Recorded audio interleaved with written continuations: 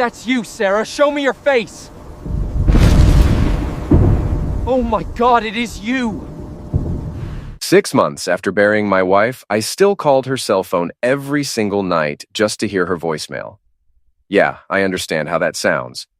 But hearing Sarah's recorded voice saying, "Hey, it's Sarah, make it good," was the only thing keeping me from completely falling apart during those endless dark hours. Her phone company made an administrative error and never disconnected the line, and I decided the universe was giving me a small mercy. Then last Wednesday night, on the second ring, someone actually answered. The voice that came through wasn't just similar to my dead wife's voice or reminiscent of it. It was exactly hers, down to the slight catch in her breath when she said something serious. "Michael," she whispered urgently, "listen very carefully. I'm not dead. My name is Michael Hayes. I'm 39 years old. And until that phone call, I thought I understood what reality was. My wife, Sarah Hayes, had been eliminated 6 months earlier in what police classified as a tragic accident. October 20th at 9:43 p.m., a commercial delivery van slammed into her Toyota Camry at the intersection of Oak Street and 2nd Avenue. The driver lost control, they explained. Both individuals died instantly on impact. Her father, Roger, had to identify the body at the county morgue because they wouldn't allow me to see her. The damage was too catastrophic, they said. Better to remember her the way she was, full of life. Sarah was 37 years old, a children's librarian who made reading absolutely magical for every kid who walked through those doors. She ran the youth section at our town's main library, and children would literally drag their parents there, specifically to hear her read stories during the weekly program. She performed different character voices that had parents laughing just as hard as their kids. The Giant in Jack and the Beanstalk sounded like a grumpy Brooklyn cab driver. The princess in Sleeping Beauty had this exaggerated Southern accent. Parents would pretend to browse the shelves just to stick around and listen to her perform. She was brilliant, funny, thoughtful, and completely woven into every single part of my existence. We'd been married 14 years, together for 16 total. Our entire life together was inside jokes nobody else understood. Weekend breakfast rituals we never skipped, and the kind of comfortable, deep love that people search their whole lives to find. The crash happened on a Tuesday evening in mid-October. She'd been attending her monthly book discussion group at her friend Maria's house across town. The group had been meeting for years, rotating hosting duties, always picking novels that made everyone cry or argue. She'd called me around 8:45 that evening saying they were wrapping up early. She'd be home by 10:30 at the latest. "Maria's sobbing into her wine again," she'd whispered, trying not to laugh. "This book absolutely destroyed her. Home soon? Love you." The police arrived at my door just before midnight. You know immediately it's devastating news when two uniformed officers show up together at that hour. They used careful words like instantaneous end and no suffering involved, and the other driver was also eliminated. But all I could hear was the deafening silence where Sarah's laughter and commentary about her day should have been filling our house. Roger, her father, took care of all the arrangements I was too destroyed to handle, selecting the funeral home, picking out a casket, choosing the burial plot at Greenwood Cemetery. He aged what looked like decades in just a few days. My best friend Jake literally had to physically hold me upright at the funeral service. My younger sister Lisa moved into our guest room for 3 weeks afterward, making absolutely sure I was eating meals and showering and not completely disintegrating. But here's the thing about losing someone that nobody actually tells you beforehand. Grief makes you do things that seem completely insane to everyone else, but feel entirely normal to you. Like keeping their toothbrush exactly where they left it in the holder. Like automatically buying their favorite brand of yogurt at the grocery store before your brain catches up and remembers. Like continuing to pay monthly bills to keep their cell phone line active because the phone company made an administrative mistake and forgot to disconnect it, and you decide that maybe the universe is trying to give you one tiny gift in all this darkness. So every single night at exactly 9:43 p.m., the precise minute Sarah died according to the accident report, I dialed her number. 4 rings, then straight to voicemail every time. "Hey, it's Sarah. Make it good." Sometimes I'd actually leave real messages, talking to her like she could somehow hear me. I'd tell her about my day at work, about how Jake was awkwardly trying to set me up on dates I had absolutely zero interest in, about how our golden retriever, Charlie, still positioned himself by the front door every single evening at 5:30, waiting for her to come home from the library. Lisa genuinely thought I needed serious professional therapy. "Michael, this isn't healthy behavior," she'd said just last week, discovering me passed out on the living room couch at 3 in the morning with my phone still clutched in my hand, Sarah's contact photo still glowing on the screen. But what does healthy even mean when it feels like half your soul got violently ripped away? When you wake up every morning automatically reaching for someone who isn't there anymore? When you habitually cook dinner for 2 people and end up eating alone, staring at an empty chair across the table? I work as an insurance fraud investigator. My job involves looking into suspicious claims, analyzing fire patterns at alleged accident scenes, interviewing witnesses who are usually lying to my face about what really happened. I'm good at my job because I naturally notice small details, recognize patterns, spot things that don't quite fit together properly. But I never noticed anything wrong that October night when Sarah kissed me goodbye around 7 and said she'd definitely be home by 11. Her final words to me were a joke about the book club selecting yet another emotionally devastating novel. "If I'm not home by midnight, assume I've finally snapped and joined a motorcycle gang," she'd laughed, grabbing her keys. So, when I tell you that my dead wife actually answered her phone last Wednesday night, you need to understand that I'm not losing my mind. I've lived intimately with loss and grief for 184 consecutive days. I know exactly what end looks like, what it feels like, what it weighs on your chest. End doesn't make phone calls to the living. End doesn't know your most private memories that nobody else shares. End doesn't give you specific instructions to meet at the exact place where you first confessed your love 16 years ago. The wine glass slipped right out of my hand when I heard her voice, shattering spectacularly across the kitchen floor, red wine spread out like red fluid pooling between the white tiles. My legs went completely numb. "Sarah?" It came out barely audible, my throat closing up entirely. "Michael, baby, please don't hang up this phone. I know this seems completely impossible, but it's really me. I swear to you, I'm alive." My brain immediately split into 2 warring factions fighting for control. One side was screaming that this was absolutely impossible, that Roger had positively identified her body at the morgue, that we'd buried her at Greenwood Cemetery in the plot right next to her deceased mother. The other side recognized that voice with absolute, unshakable certainty. 16 years of hearing it every single morning when we woke up and every single night before falling asleep, through terrible fights and tender reconciliations and whispered intimate conversations in complete darkness. "This isn't real," I finally managed to force out. "Someone's playing the cruelest possible joke. Who the hell is this?" "Remember Muffin?" the voice said quickly, urgently.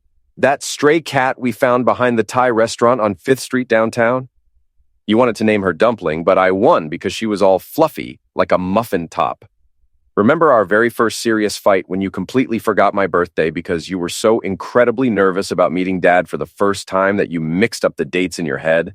You showed up empty-handed except for grocery store flowers and a Twix candy bar, and I laughed so hard at how pathetic and sweet it was that I couldn't possibly stay mad at you." My throat constricted painfully. Absolutely nobody else knew these specific stories. We'd never told a single person about Muffin because we'd had to give her away to our neighbor Mrs. Chen when we moved to an apartment that didn't allow pets.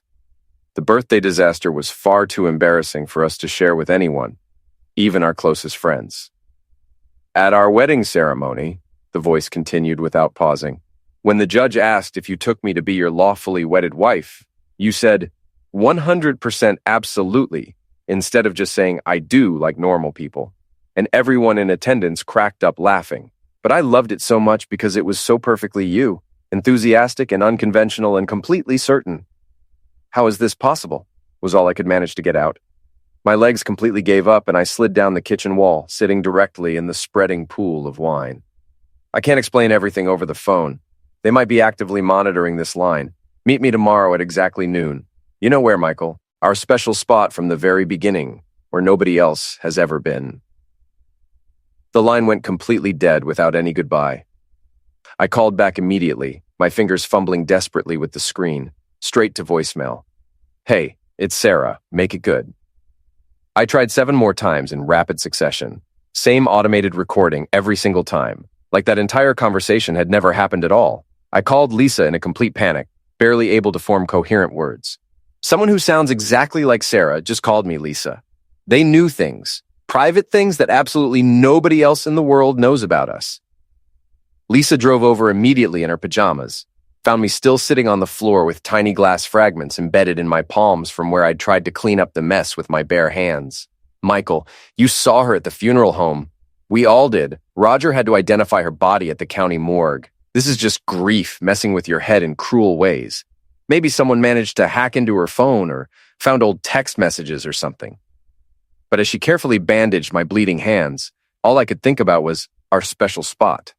The abandoned amusement park on the outskirts of town where we'd gone on our fourth official date 16 years ago. Where I'd impulsively blurted out, "I love you," way too early in the relationship, and she'd immediately responded, "Thank God, I've been absolutely dying to say it first." Nobody else on earth knew about that place. We'd never taken a single photograph there, never mentioned it to friends. It was sacred space, belonging only to us. I didn't sleep even 1 minute that entire night. How could I possibly sleep? I sat at the kitchen table with the official accident report spread out in front of me, studying every single detail under the harsh overhead light. The delivery van driver, Carlos Martinez, with a blood booze level 3 times the legal limit. Dead on impact. Sarah's Toyota Camry crushed beyond any recognition. The medical examiner's report noting injuries entirely consistent with high-speed vehicular collision. Official time of passing, 9:43 p.m. But something caught my attention that grief had previously blurred and obscured. Sarah's platinum wedding ring was officially listed as not recovered from the scene, presumed lost in wreckage. The police had explained it probably came off her finger during the violent impact, lost forever in the twisted metal and debris. But that ring hadn't come off Sarah's finger in 6 years, not since her fingers temporarily swelled up from an allergic reaction to a bee sting. We joked about eventually needing to have it professionally cut off someday. She'd said they'd have to bury her with it still on because it was never coming off otherwise. At 3 a.m, I pulled out our photo albums, examining recent pictures of Sarah like I was investigating evidence at a crime scene. There in absolutely every photograph from the past year. That distinctive platinum band with the small square-cut emerald I'd saved 8 months of paychecks to afford. She never, ever took it off. Not to shower, not to cook, not to sleep. Never. I called in sick to work at 7 a.m. for the first time in 6 years. My boss, Harold, sounded genuinely concerned on the phone. "Michael, take whatever time you need seriously. You've been through absolute hell these past months." Then I did something I'd only done once before in my entire life. I loaded my Colt. After Sarah's passing, I'd purchased a Ruger 9mm for home protection, suddenly paranoid about safety in ways I'd never been before. Death had visited once. What would stop it from returning? I'd gone to the shooting range exactly twice, learned to shoot adequately, if not expertly. Now I loaded it with hollow point rounds and tucked it into my jacket pocket. Jake called while I was driving across town. "Hey man, you doing okay?" Harold called me worried. Said you sounded really weird on the phone. "Just food poisoning," I lied, surprised at how easily the deception came. "Bad seafood last night. You need me to bring anything over? Ginger ale, crackers, anything?" "No, I'm good, thanks." "Hey, Jake, totally random question. That week right before Sarah's accident, you did some maintenance work on her car, correct?" There was a noticeable pause. "Yeah, standard oil change and tire rotation. Why are you asking about this now, Michael?" "Just trying to mentally process and understand everything, you know. Make sense of it all somehow." "Michael, brother, listen to me. The drunk driver ran a red light doing probably 70 miles an hour. Nothing about Sarah's car being in perfect or terrible condition would have changed that outcome. The brakes were fine, tires were good, engine was running smooth, everything checked out perfectly. That drunk-a-hole eliminated her through his own criminal negligence, not because of any mechanical failure. I thanked him and disconnected, but his words kept echoing in my head. Everything checked out perfectly. So why did the official accident report specifically mention brake failure as a contributing factor to the collision? I'd read that report obsessively at least 50 times. Line 63 stated clearly, "Vehicle exhibited signs of brake system malfunction prior to impact." Riverside Amusement Park had been permanently closed since 2009, a casualty of the economic recession and changing entertainment preferences. 35 minutes of winding back roads through beautiful autumn scenery to reach it. Sarah and I had discovered the place completely by accident 16 years ago, looking for a scenic overlook to watch the sunset together. The park's massive Ferris wheel still stood like a rusted metal skeleton against gray storm clouds. I parked at the broken main entrance at 11:45. The entire place looked genuinely post-apocalyptic. Weeds growing through every crack in the pavement, faded directional signs pointing to attractions that no longer existed, carousel horses with missing eyes and peeling paint looking genuinely disturbing in the overcast daylight. I checked my loaded Colt one more time, clicked the safety off. The investigator part of my brain took complete control. If this was an elaborate con, I'd expose it brutally. If someone was cynically exploiting Sarah's memory to manipulate me emotionally, they'd pick the absolute wrong target. At exactly noon, I spotted movement near the abandoned ticket booth. A figure wearing a dark hooded sweatshirt moving somewhat carefully, noticeably favoring their left leg. Sarah had broken her left ankle in a skiing accident 12 years ago. On cold or rainy days, she always had a barely perceptible limp that most people never noticed. "Michael, please don't come any closer yet," the voice called out clearly. "I need you to understand something crucial first." It was her voice again, unmistakably, but I could distinctly hear something else layered underneath it now. Pure fear. Sarah had only sounded genuinely terrified twice during our entire marriage, when Roger had his massive heart attack 5 years ago, and when she'd gotten trapped alone in a malfunctioning elevator stuck between floors. The accident wasn't any kind of accident. I discovered something at the library, hidden in the basement archives that are supposedly restricted to historical documents only. Recent files and documents about the Riverside Foundation illegally using the closed wing section for money laundering operations, possibly much worse. I made multiple copies, hid them in different locations. Somebody discovered what I knew and what I'd found. They tried to eliminate me to eliminate the threat. "This is completely insane," I said, my hand instinctively moving to the tool in my pocket. "If you're genuinely Sarah, if any part of this is real, then show me your face right now." The figure slowly reached up with trembling hands and pulled back the hood. The entire world tilted violently off its axis. My knees almost completely buckled underneath me, but I forced myself to remain standing. It was Sarah, unmistakably Sarah, but changed in ways that absolutely broke my heart into pieces. A thick, raised scar ran from her left temple all the way down to her jawline, still pink and healing. Her beautiful natural auburn hair had been dyed jet black and chopped short in a ragged, uneven style. But those distinctive hazel eyes that turned golden amber in direct sunlight, the small, crescent-shaped birthmark positioned above her left eyebrow, the characteristic way her nose scrunched up slightly when she was about to cry, it was definitely her. Sarah. Her name came out of my mouth broken and raw, half prayer and half accusation. The van driver wasn't actually drunk, Michael. He was paid significant money to deliberately hit my car, but somehow I survived, barely. She took a careful step closer, and I could see her entire hand shaking violently. "A woman named Fatima found me crawling from the wreckage before the police and ambulances arrived on scene. She'd been driving directly behind the delivery van, witnessed him suddenly accelerate deliberately into me, saw him physically brace for the impact. She's a former military combat medic who fled from Iraq years ago, lives completely off the grid with no official records. She pulled me from my destroyed car and drove away immediately, before anyone else arrived." "The body at the morgue," I managed to say. "Roger positively identified your body." Sarah's face completely crumpled. "The Riverside Foundation has corrupt people strategically placed everywhere. Police department, medical examiner's office, hospital administration. They staged absolutely everything. There was another woman who died that same night. A homeless woman, approximately my age and similar height and build. They deliberately burned specific parts of the body beyond recognition so that Roger, completely devastated and in severe shock, would just nod numbly when they told him it was his daughter. The wedding ring they claimed was lost in the wreckage. They needed it completely gone because it obviously wouldn't fit the other woman's finger properly. Why didn't you contact me immediately? 6 months, Sarah. I've been dying inside every single day for 6 months straight. Tears began running freely down her scarred face. They explicitly threatened you, Michael. Right before they thought I was dead, one of them leaned directly into my crushed car and said very clearly that if I somehow survived this, they would eliminate you next. Make it look like self-destruction from a grieving husband who couldn't cope with the devastating loss.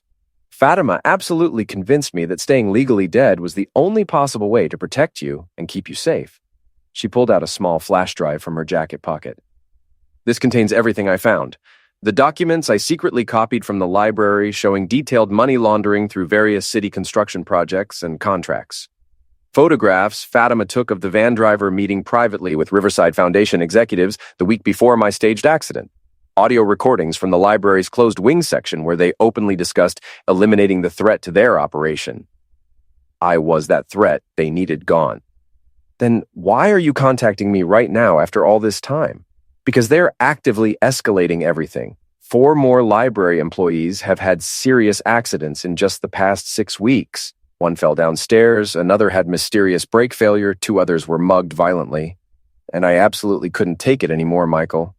Knowing you were calling my phone every single night, Fatima set up a technical forwarding system so I could secretly hear all your voicemail messages, every single one of them. You talking about Charlie waiting by the door, about Lisa desperately trying to help you function, about habitually making coffee for 2 people. I finally broke completely because I'd rather risk absolutely everything than let you suffer even one more day believing I was gone forever. Suddenly, I heard multiple engines roaring. 3 identical black SUVs came racing down the park's access road, kicking up massive dust clouds behind them, still about half a mile away, but closing the distance extremely fast. "They tracked your cell phone location!" Sarah gasped, immediately grabbing my hand tightly. "Michael, we have to run right now." We sprinted desperately toward the woods behind the abandoned park. Her hand clasped in mine felt completely solid, absolutely real, warm, calloused in all the familiar places from years of handling library books. This wasn't any kind of hallucination or grief-induced dream. We crashed violently through thick underbrush, sharp branches tearing at our clothes and skin. Behind us, multiple car doors slammed simultaneously. Aggressive voices shouted commands to each other. "My car's parked on the other side of these woods," I panted, my lungs burning. "They'll definitely have all the main roads blocked very soon," Sarah said breathlessly. Then, while we were still running, she dropped another devastating bomb. "There's something more you need to know. Roger isn't actually my biological father. He's one of them, Michael. He always has been. My entire life. My real parents discovered something critical about Riverside Foundation when I was only 8 years old. Their car accident definitely wasn't any accident either. Roger was strategically assigned to raise me, to constantly watch me and report everything." The revelation felt like getting physically punched in the stomach. Roger, who'd walked Sarah down the aisle at our wedding with genuine tears in his eyes, who'd patiently taught me to fly fish, who'd been present at every single holiday dinner for 16 years. Roger, who'd identified the body at the morgue without question. We finally burst out of the woods onto a narrow service road where I'd strategically parked my backup vehicle, an old investigator habit that suddenly proved invaluable. Always maintain an exit strategy. I yanked open the door and we both dove inside. The engine roared to life, and I immediately floored the accelerator just as the first black SUV appeared clearly in my rearview mirror. "Where exactly is Fatima right now?" "Safe house about 45 miles north of here. She has complete new identities prepared and ready for both of us. Passports, birth certificates, driver's licenses, credit cards, complete documentation, absolutely everything we'll need." I drove more aggressively than I'd ever driven in my entire life, utilizing every single trick I'd learned from years of investigating accident scenes and reconstruction, which sharp turns would temporarily block their line of sight, which roads offered multiple different exits, where old logging paths intersected with highways. Sarah expertly guided me through complicated back roads she'd apparently completely memorized during her 6 months in hiding. Her voice remained remarkably steady despite everything happening. As we finally hit the main highway heading north, she reached over and gently touched my face with trembling fingers. "I'm so incredibly sorry, Michael. For all the pain, for all the lies, for letting you grieve and suffer. You're alive," I said, my voice thick with overwhelming emotion. "You're alive, and you're here with me. That's literally all that matters now." But even as I said those words, I knew with absolute certainty that our old, comfortable life was permanently over. We could never return to lazy Sunday morning pancakes and private inside jokes and quiet evenings reading books together. That version of Michael and Sarah Hayes was dead now, as surely as if the delivery van had actually eliminated us both that October night. "There's a turnoff coming up in exactly 3 miles, Sarah said, constantly checking the side mirror. "Fatima will be waiting there for us." I took her hand and squeezed it as tight as I possibly could. "Together, then." "Together," she confirmed, with absolute certainty. The black SUVs were steadily gaining on us, but we had something crucial they didn't expect. We had absolutely nothing left to lose and absolutely everything to fight for. The exit appeared ahead and I took it at dangerous speed, tires screaming in protest. 5 weeks later, Michael and Sarah Hayes ceased to exist entirely. We became Jack and Emma Richardson, living in a remote cabin in rural Montana with completely transformed appearances. My hair was dyed dark brown and grown out into a shaggy mess, nothing resembling my usual neat professional style. Sarah went blonde with thick-framed glasses that completely changed the entire shape of her face. The scar was expertly hidden under specialized makeup that Fatima had taught her to apply perfectly. We looked like entirely different people, which was precisely the point. The flash drive contents were sent anonymously to 8 major news outlets and the FBI through multiple encrypted digital channels that Fatima had set up. The story absolutely exploded across every media platform. The Riverside Foundation exposed for decades of systematic money laundering and multiple homicides. All the executives were arrested in dramatic coordinated raids that played repeatedly on every news channel. Roger Blackwood was prominently among them, being hauled away in handcuffs from the house where Sarah had grown up, where he'd convincingly played the role of devoted father while secretly reporting her every single move to butchers. The subsequent investigation revealed the truly horrifying scope of everything. Sarah's biological parents, David and Linda Morrison, had been investigative journalists looking into Riverside Foundation 30 years earlier. Their fatal car accident had been deliberately staged, the very first of many homicides. Roger had been strategically planted to raise Sarah from age 8 to ensure she never questioned her parents' passing, never investigated too closely into anything. He'd played his assigned role absolutely perfectly for decades, walking her down the aisle at our wedding with what I'd believed were genuine tears of fatherly pride. Jake and Lisa were both convinced I'd suffered a complete mental breakdown and disappeared entirely. They organized a small private memorial service, genuinely believing grief had finally consumed me completely. I watched the footage online from our laptop in the cabin, my heart absolutely shattering as Lisa wept openly for her lost brother.